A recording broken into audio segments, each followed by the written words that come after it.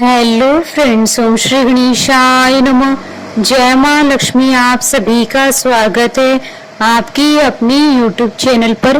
Friends, आज हम आपको इस वीडियो में बताने जा रहे हैं गजलक्ष्मी व्रत का शुभ मुहूर्त, पूजा विधि, उद्यापन विधि, महत्व और गजलक्ष्मी व्रत की कथा के बारे में। फ्रेंड्स, वीडियो शुरू करने से पहले आपसे रिक्वेस्ट है, अगर आप हमारे चैनल पर नए हैं और आपने अभी तक चैनल को सब्सक्राइब नहीं किया है तो प्लीज सब्सक्राइब कीजिएगा चैनल को, साथ ही प्रेस कीजिएगा बेल आइकन को, जिससे नए वीडियो से रिलेटेड नोटिफिकेशन आपको तुरंत प्राप्त हो सके। और वीडियो पसंद आने पर वीडियो को लाइक और शेयर जरूर कीजिएगा ताकि सभी भक्तों को इस वीडियो का लाभ प्राप्त हो सके। और कमेंट बॉक्स में जय माँ लक्ष्मी जरूर लिखिएगा। गजलक्ष्मी व्रत करने से देवी महालक्ष्मी की विशेष कृपा प्राप्त होती है। इस दिन माता महालक्ष्मी जी की विधिवत पूजा करने और व्रत रखने से सभी प्रकार की सुख और सुविधाओं की प्राप्ति होती है। साथ ही माँ लक्ष्मी की कृपा आप पर हमेशा बनी रहती है। अश्विन मास के कृष्ण पक्ष की अष्टमी तिथि के दिन देवी लक्ष्मी जी की पूजा और व्रत किया जाता है। इस व्रत को गजलक्ष्मी व्रत कहा जाता है। गजलक्ष्मी व्रत के दिन सोना खरीदने को विशेष महत्व दिया जाता है। मान्यता है कि इस दिन सोना खरीदने से सोने में 8 गुना वृद्धि होती है। फ्रेंड्स, अब आइए जानते हैं गजलक्ष्मी व्रत की संपूर्ण पूजन विधि के बारे में। यह व्रत अश्विन मास की कृष्ण पक्ष की अष्टमी तिथि को किया जाता है। इस व्रत को करने से पहले भादो शुक्ल अष्टमी को स्नान करके 2 दूने से सकोरे में ज्वारे गेहूं बोए जाते हैं। प्रतिदिन 16 दिनों तक इन्हें पानी से सींचा जाता है। ज्वारे बोने के दिन ही कच्चे सूत के धागे से 16 तार का एक डोरा बनाएं। डोरे की लंबाई इतनी ले कि आसानी से गले में पहन सके। इस डोरे में थोड़ी थोड़ी दूरी पर 16 गिठाने लगाएं और हल्दी से पीला करके पूजा के स्थान पर रखें तथा प्रतिदिन 16 दूब और 16 गेहूं चढ़ाकर पूजन करें। अश्विन मास के कृष्ण पक्ष की अष्टमी के दिन उपवास रखें। स्नान के बाद पूर्ण श्रृंगार करें। 18 मुट्ठी गेहूं के आटे से 18 मीठी पूड़ी बनाएं। आटे का एक दीपक बनाकर 16 पूड़ियों के ऊपर रखें। दीपक में एक घी की बत्ती रखें। शेष 2 पूड़ी माँ लक्ष्मी जी को चढ़ाने के लिए रखें। पूजन करते समय इस दीपक को जलाएं तथा कथा पूरी होने तक दीपक जलते रहना चाहिए। अखंड ज्योति का एक और दीपक अलग से जलाकर रखें। पूजन के पश्चात इन्हीं 16 पूड़ी को बिये अर्थात सेवैया की खीर या मीठे दही से खाते हैं। इस व्रत में नमक नहीं खाते हैं। इन 16 पूड़ी को पति पत्नी या पुत्री ही खाएं, अन्य किसी को ना दें। मिट्टी का एक हाथी बनाए या कुम्हार से बनवा ले जिस पर माँ लक्ष्मी जी की मूर्ति बैठी हो। सायंकाल जिस स्थान पर पूजन करना हो उसे गोबर से लीप कर पवित्र करें। रंगोली बनाकर बाजोड़ पर लाल वस्त्र बिछाकर हाथी को रखें। तांबे का एक कलश जल से भरकर चौकी के सामने रखें। एक थाली में पूजन सामग्री रोली, गुलाल, अबीर, अक्षत, लाल धागा, मेहंदी, हल्दी, टीकी, सुरक्या, दोवड़ा, लौंग, इलायची, खारक, बादाम, पान, गोल सुपारी, बिछिया, वस्त्र, फूल, धूप, अगरबत्ती, कपूर, इत्र, मौसमी फल, फूल, पंचामृत, मावे का प्रसाद आदि रखें। केले के पत्तों से झांकी बनाएं। संभव हो सके तो कमल के फूल भी चढ़ाएं। चौकी पर 16 तार वाला डोरा एवं ज्वारे रखें। विधि पूर्वक माँ लक्ष्मी जी का पूजन करें तथा कथा सुने एवं आरती करें। इसके बाद डोरे को गले में पहनने अथवा भुजा में बांधे। भोजन के पश्चात रात्रि जागरण तथा भजन कीर्तन करें। दूसरे दिन प्रातः काल हाथी को जलाशय में विसर्जन करके स्वाग सामग्री ब्राह्मणों को दे दें। फ्रेंड्स, अब आइए जानते हैं गजलक्ष्मी व्रत की उद्यापन विधि के बारे में। सामान्यतः यह व्रत 16 वर्षों तक किया जाता है। इसके उपरांत ही व्रत का उद्यापन किया जाता है, किंतु श्री माँ लक्ष्मी जी की असीम कृपा से मनोकामना शीघ्र पूरी हो जाए तो कम समय में भी उद्यापन किया जा सकता है, लेकिन व्रत को 16 वर्षों तक पूरे करना चाहिए। यदि परिस्थिति वर्ष 16 वर्ष के बाद उद्यापन नहीं कर सके तो व्रत को आगे भी किया जा सकता है जब तक कि उद्यापन न हो। किसी श्रेष्ठ विद्वान पंडित के द्वारा हवन करवाएं। पूजन पूर्वोक्त विधि के अनुसार करें। कथा सुने, आरती करें तथा 16 जोड़ों को भोजन करवाएं। पूजन के समय मिट्टी से बनाई गई मूर्ति को बिठाएं तथा ज्वारे के सामने 17 नारियल और स्वाग कूड़े की 17 टोकरी रखें, जिसमें स्वाग की समस्त वस्तुएं एवं ब्लाउज पीस एवं रुपए रखें। इनमें से एक टोकरी श्री महालक्ष्मी जी को चढ़ाएं। इसके साथ साड़ी, ब्लाउज, पेटीकोट एवं भगवान के नाम की धोती कुर्ता भी रखें। इनका संकल्प लें। 16 जोड़ों को भोजन कराने के पश्चात पुरुषों को पूजन में रखे गए नारियल के साथ 1 रुपया रखकर तिलक करके दें। स्त्रियों को स्वाग पुड़ा दक्षिणा के रूप में दे। पंडित जी को धोती कुर्ता एवं दक्षिणा दें। सबको भोजन कराने के बाद स्वयं मीठी पूड़ी, खीर या दही से खाएं।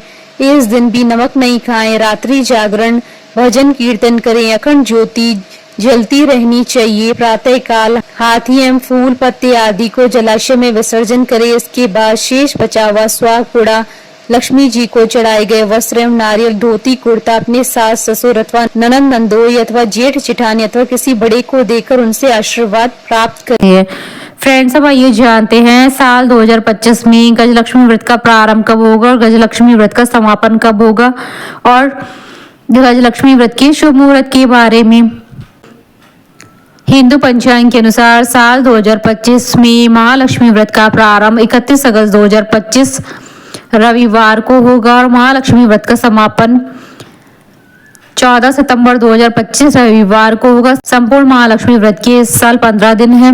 अष्टमी तिथि प्रारंभ होगी 30 अगस्त 2025 को रात्रि 10:46 पर और अष्टमी तिथि का समापन होगा 31 अगस्त की रात्रि यानी 1 सितंबर की सुबह 12:57 पर। चंद्रोदय का समय रहेगा 31 अगस्त 2025 को दोपहर 1:12 पर। फ्रेंड्स, आप हमारे चैनल पर ज्वाइन बटन को दबाकर हमारे चैनल के मेंबर भी बन सकते हैं। हम हमारे चैनल के मेंबर्स के कमेंट्स को टॉप प्रायोरिटी पर रखकर उनका रिप्लाई करते हैं। फ्रेंड्स, अब आइए प्रारंभ करें गजलक्ष्मी व्रत की पौराणिक व्रत कथा। धर्म ग्रंथों में गजलक्ष्मी व्रत की 2 कथाएं प्रचलित हैं। पहली कथा, एक समय महर्षि वेद व्यास जी हस्तिनापुर पधारे। उनका आगमन सुन महाराज धृतराष्ट्र उनको आदर सहित राजमहल में ले गए। स्वर्ण सिंहासन पर विराजमान कराकर उनका पूजन किया। श्री व्यास जी से माता कुंती तथा गांधारी ने हाथ जोड़कर प्रश्न किया, हे महामुनि, आप त्रिकालदर्शी हैं, अतः आपसे हमारी प्रार्थना है कि आप हमको कोई ऐसा सरल व्रत तथा पूजन बताएं जिससे हमारा राज्य, लक्ष्मी, सुख संपत्ति, पुत्र पौत्रादि एवं परिवार सुखी रहे। इतना सुन श्री वेद व्यास जी कहने लगे, हम एक ऐसे व्रत का पूजन एवं वर्णन करते हैं जिससे सदा लक्ष्मी जी का निवास होकर सुख समृद्धि की वृद्धि होती है। यह श्री माँ लक्ष्मी जी का व्रत है। इसे गजलक्ष्मी व्रत भी कहा जाता है, जिसे प्रतिवर्ष अश्विन कृष्ण अष्टमी को विधिवत किया जाता है। हे महामुनि, इस व्रत की विधि हमें विस्तार पूर्वक बताने की कृपा करें। तब व्यास जी बोले, हे देवी, यह व्रत भाद्रपद शुक्ल अष्टमी से प्रारंभ किया जाता है। इस दिन स्नान करके 16 सूत के धागों का डोरा बनाएं, उसमें 16 गांठ लगाएं, हल्दी से पीला करें। प्रतिदिन 16 दूब व 16 गेहूं डोरे को चढ़ाएं। अश्विन मास के कृष्ण पक्ष की अष्टमी के दिन उपवास रखकर मिट्टी के हाथी पर श्री महालक्ष्मी जी की प्रतिमा स्थापित कर विधि पूर्वक पूजन करें। इस प्रकार श्रद्धा भक्ति सहित माँ लक्ष्मी जी का व्रत पूजन करने से आप लोगों की राज्य लक्ष्मी में सदा अभिवृद्धि होती रहेगी। इस प्रकार व्रत का विधान बताकर श्री वेद व्यास जी अपने आश्रम को प्रस्थान कर गए। इधर समय अनुसार भाद्रपद शुक्ल अष्टमी से गांधारी तथा कुंती ने अपने अपने महलों में नगर की स्त्रियों सहित व्रत का आरंभ करने लगी। इस प्रकार 15 दिन बीत गए। 16वें दिन अश्विन कृष्ण अष्टमी के दिन गांधारी ने नगर की सभी प्रतिष्ठित महिलाओं को पूजन के लिए अपने महल में बुलावा दिया। माता कुंती की यहाँ कोई भी महिला पूजन के लिए नहीं आई। साथ ही माता कुंती को भी गांधारी ने नहीं बुलाया। ऐसा करने से माता कुंती ने अपना बड़ा अपमान समझा। उन्होंने पूजन की कोई तैयारी नहीं की एवं उदास होकर बैठ गई। जब 5 पांडव युधिष्ठिर, अर्जुन, भीम, नकुल और सहदेव महल में आए तो कुंती को उदास देखकर कहा, हे माता, आप इस प्रकार उदास क्यों हैं?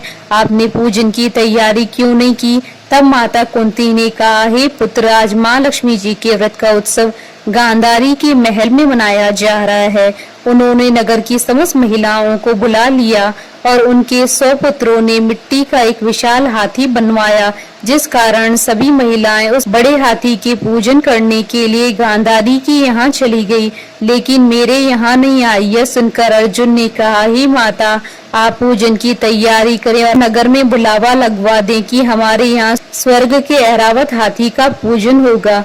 इधर माता कुंती ने नगर में ढिंडोरा पिटवा दिया और पूजा की विशाल तैयारी होने लगी। उधर अर्जुन ने बाण के द्वारा स्वर्ग से ऐरावत हाथी को बुला लिया। इधर सारे नगर में शोर मच गया कि कुंती के महल में स्वर्ग से इंद्र का ऐरावत हाथी पृथ्वी पर उतार कर पूजा जाएगा। समाचार को सुनकर नगर की सभी नर नारी, बालक एवं वृद्धों की भीड़ एकत्रित होने लगी। उधर गांधारी के महल में हलचल मच गई। वहां एकत्र हुई सभी महिलाएं अपनी अपनी थालियां लेकर कुंती के महल की ओर जाने लगी। देखते ही देखते कुंती का सारा महल ठसाठस भर गया। माता कुंती ने ऐरावत को खड़ा करने हेतु अनेक रंगों के चौक पुरवाकर नवीन रेशमी वस्त्र बिछवा दिए। नगरवासी स्वागत की तैयारी में फूल, माला, बीर, गुलाल, केसर हाथों में लिए पंक्तिबद्ध खड़े थे। जब स्वर्ग से ऐरावत हाथी पृथ्वी पर उतरने लगा तो उसके आभूषणों की ध्वनि गूंजने लगी। ऐरावत के दर्शन होते ही जय जयकार के नारे लगने लगे। सायंकाल के समय इंद्र का भेजा हुआ हाथी ऐरावत माता कुंती के भवन के चौक में उतर आया। तब सब नर नारियों ने पुष्पमाला, बीर, गुलाल, केसर आदि सुगंधित पदार्थ चढ़ाकर उनका स्वागत किया। राज्य पुरोहित द्वारा ऐरावत पर माँ लक्ष्मी जी की मूर्ति स्थापित करके वेद मंत्रोच्चारण द्वारा पूजन किया गया। नगर वासियों ने भी माँ लक्ष्मी जी का पूजन किया। फिर अनेक प्रकार के पकवान लेकर ऐरावत को खिलाया और यमुना का जल उसे पिलाया। राज्य पुरोहित द्वारा स्वस्ति वाचन करके महिलाओं द्वारा माँ लक्ष्मी जी का पूजन कराया गया। 16 गांठों वाला डोरा लक्ष्मी जी को चढ़ाकर अपने अपने हाथों में बांध लिया। ब्राह्मणों को भोजन कराया गया। दक्षिणा के रूप में स्वर्ण आभूषण, वस्त्र आदि दिए गए। तत्पश्चात महिलाओं ने मिलकर मधुर संगीत लहरियों के साथ भजन कीर्तन कर संपूर्ण रात्रि माँ लक्ष्मी का व्रत जागरण किया। दूसरे दिन प्रातः राज्य पुरोहित द्वारा वेद मंत्रोच्चार के साथ जलाशय में माँ लक्ष्मी जी की मूर्ति का विसर्जन किया गया। फिर ऐरावत को विदा कर इंद्रलोक को भेज दिया गया। इस प्रकार जो स्त्रियां श्री माँ लक्ष्मी जी का विधि पूर्वक व्रत एवं पूजन करती हैं, उनके घर धन धान्य से पूर्ण रहते हैं तथा उनके घर माँ लक्ष्मी जी सदा निवास करती है। इस हेतु माँ लक्ष्मी जी की स्तुति अवश्य बोले। स्तुति इस प्रकार है, महालक्ष्मी नमस्तुभ्यं नमस्तुभ्यं सुरेश्वरी हरिप्रिये नमस्तुभ्यं दयानिधे। दूसरी कथा। प्राचीन काल में एक नगर में एक बहुत ही गरीब ब्राह्मण रहा करता था। वह ब्राह्मण पूरी श्रद्धा से भगवान विष्णु जी की पूजा किया करता था।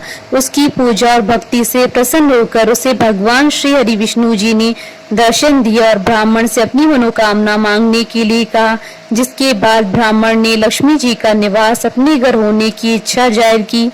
यह सुनकर भगवान विष्णु जी ने माता लक्ष्मी जी की प्राप्ति का मार्ग ब्राह्मण को बता दिया। उन्होंने बताया कि मंदिर के सामने एक स्त्री आती है जो यहाँ आकर उपले थापती है। तुम उसे अपने घर आने का आमंत्रण देना। वही स्त्री देवी महालक्ष्मी है। किसी भी शुभ मुहूर्त में लक्ष्मी जी के आने के बाद तुम्हारा घर धन और धान्य से भर जाएगा। यह कहकर भगवान विष्णु चले गए। अगले दिन वह ब्राह्मण ब्रह्म मुहूर्त में ही जाकर मंदिर के सामने बैठ गया। जिस समय लक्ष्मी जी उपले थापने के लिए आगे आई तो ब्राह्मण ने उनसे अपने घर आने का निवेदन किया। ब्राह्मण की बात सुनकर लक्ष्मी जी समझ गई कि यह सब भगवान विष्णु जी के कहने पर हुआ है।